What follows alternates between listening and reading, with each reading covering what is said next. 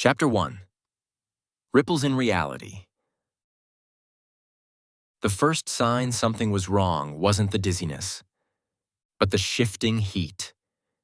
1 second, sweat poured down my face as I continued getting my steps in. I glanced at the time on my phone. 3 p.m. I'd been walking for an hour, then my balance shifted. Left, right, forward, back. It felt as though the world itself had begun to wobble around me. A wave of nausea rolled through my stomach. At the same time, a strange sensation spread from deep within my chest, burning hot and freezing cold all at once. It radiated outward through the rest of my body until I couldn't tell which feeling was stronger. Then, just as suddenly as it had begun, it stopped. Man, what the hell was that? Do I need to go to the hospital? The words caught in my throat. My eyes widened. The cracked concrete sidewalk beneath my feet was gone. Instead, I stood on a dirt road. The abandoned buildings I'd passed every day had vanished, replaced by towering trees and thick bushes swaying gently in the breeze. Everything looked rendered in a very realistic way. It was like reality had suddenly received a graphics update. What? Was I having a heat stroke? I rubbed my eyes hard enough to see stars before looking again. Nothing changed. The dirt road remained. The trees remained. This wasn't some hallucination that disappeared when I blinked. Slowly, I turned around. Behind me floated a large circular distortion in space. It rippled like disturbed water, the edges shimmering with translucent waves. Unlike everything else around it, I could clearly see through it. Beyond the distortion was my city. The sidewalk, the abandoned buildings. Everything exactly where it should have been. I stared at it, then looked back toward the forest, then back again. Was this actually happening? I knew I wasn't dreaming. Everything up until now had been completely coherent, unlike any dream I'd ever had. I could remember waking up this morning, eating breakfast, going to work and getting off, deciding to go for my walk, even checking messages on my phone before leaving. Everything had made sense. Even that strange hot and cold sensation still lingered faintly inside my chest and on my skin. If this was real, there was no way I was passing up something this impossible. I looked at the portal one more time before turning toward the unfamiliar road. I'll just not go too far. As I walked, I started performing every reality check I could think of. First, I stared at my hand, opening and closing my fingers several times. Normal. Next, I pinched my nose shut and held my breath. Still couldn't breathe. Then I checked the time on my phone. I looked away, looked back. Still 3:02 p.m. No bizarre jumps in time. No changing numbers. Besides having no signal, everything looked completely normal. Maybe I had changed instead. I took off into a sprint. The dirt crunched beneath my shoes as I accelerated. My speed felt normal, so I decided to jump. I expected to launch higher than usual. Instead, I barely reached the height I normally could. Either nothing had changed, or whatever had happened wasn't that simple. I slowed back into a walk as the road opened into a wide clearing. Rows of rice fields stretched into the distance, separated by narrow dirt paths. Water reflected the afternoon sun. Beyond them stood clusters of wooden houses with tiled roofs, thin trails of smoke curling lazily into the sky. It looked so peaceful. Then I heard footsteps. Fast and hard, the sound of someone running, coming from my left. My head snapped toward the sound. A green-skinned man burst through the trees.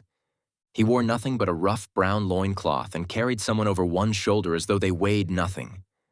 His skin glistened with sweat. In one hand, he gripped a thick wooden club.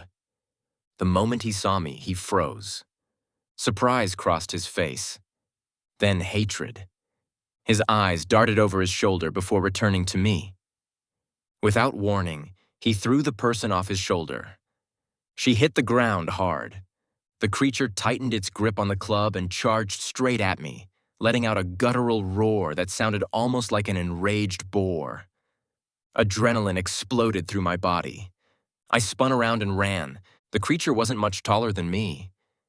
Maybe the same build, too. That didn't stop the adrenaline from surging through my veins. I kept running, glancing over my shoulder every few seconds to make sure it wasn't gaining on me. What the hell is that thing? It had green skin, a pig-like nose, tusks protruding from its lower jaw. It had to be an orc. Besides being human-sized, I could only think of this thing as an orc. Not the towering monsters from video games, but an orc all the same. Its footsteps thundered behind me. Then, silence. I risked another glance. The orc had stopped. It looked between me and the woman lying in the field. Was it giving up? I slowed to a stop as well, keeping a safe distance between us. It turned around, deciding to go back to the woman. I wasn't some kind of hero, and I most definitely wasn't going to get myself killed over her. But if I could, I will stop this thing from running off with her. I followed after it from a safe distance. The moment I did, the orc's attention snapped back to me. It let out an angry snort before charging again. I backed away immediately. A mix of anxiety and relief washed over me at the fact that I was still its target. I could do this for a while longer. Hell, I'm not even a bit winded. I probably would have needed a minute break by now, but I felt like I was just getting warmed up. The orc, on the other hand, wasn't hiding it as well. The chase lasted only a minute or so before irritation twisted across its face. With an angry grunt, it turned away from me. There it is. The instant it headed back toward the woman, I sprinted straight at it. The orc skidded to a halt. Its head whipped around. It looked genuinely confused for a split second before tightening its grip on the club. I stopped just outside its reach. Neither of us moved. We simply stared at one another. You want her? I pointed toward the unconscious woman. Well, I pointed at myself. You got to deal with me first. The orc snarled. It took one threatening step forward. I took one step backward. Then it looked toward the woman again. I smiled. You've got a problem now. Sweat coated its green skin. My eyes never left the orc. At least, not until movement caught my attention. Someone was running toward the woman. A young man with black hair and pale skin dropped beside her, immediately checking the wound on her forehead before pressing a folded white cloth against it. More people emerged from the trees behind him. Men. 6 of them. Some carried spears. Others held rough-looking swords. They spread out cautiously, watching the tree line instead of rushing forward. Good. They knew what they were doing. The young man looked up and caught my eye. Then he waved frantically. I couldn't hear his voice from this distance, but the gesture was obvious. He was telling me to come over to them. I looked back at the orc. A grin tugged at the corner of my mouth. I had the advantage now. I nodded toward the villagers. Look behind you.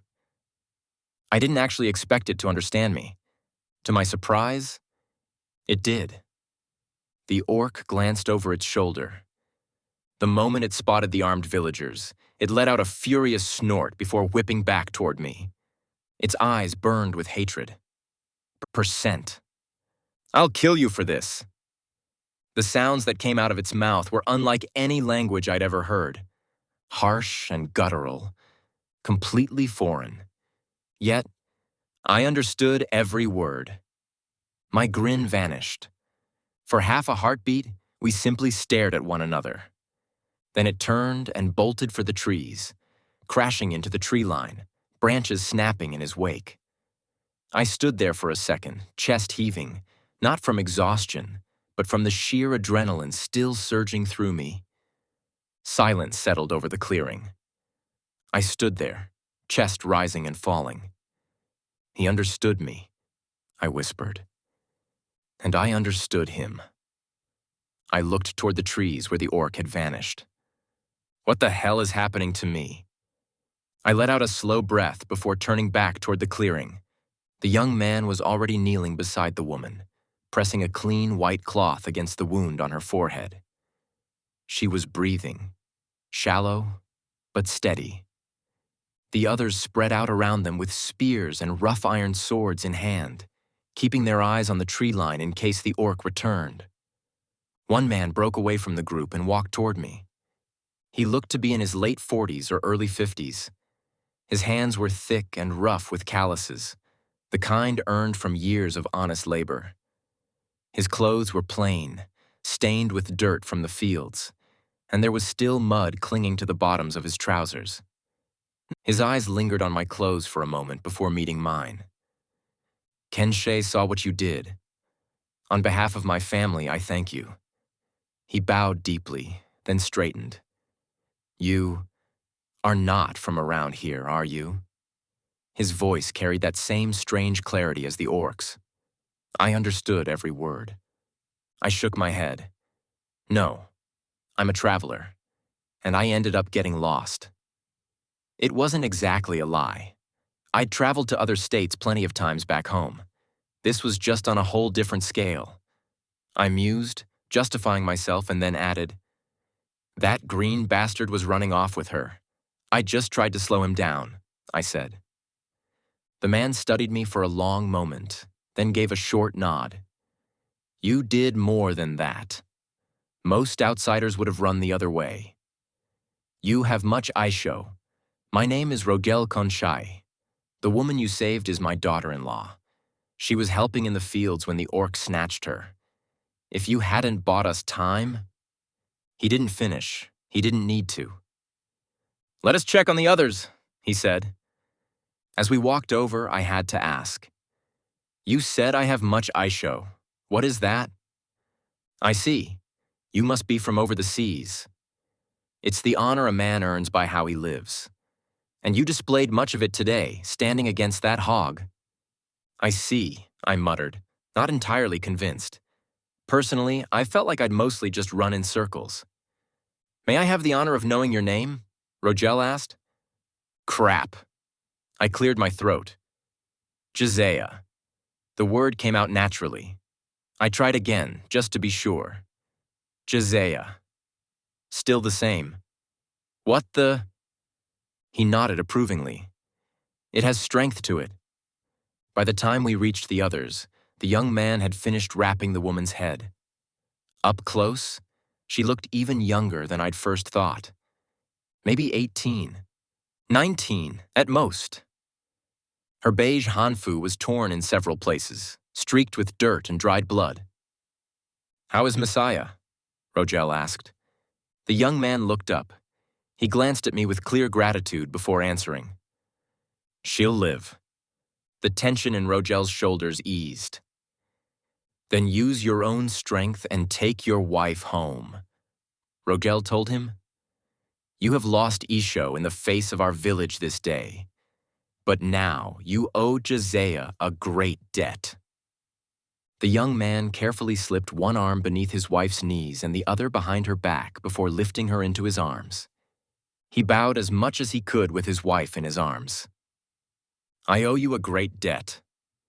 His voice trembled. "Had you not been there..." He looked down at his unconscious wife. "I would have lost her."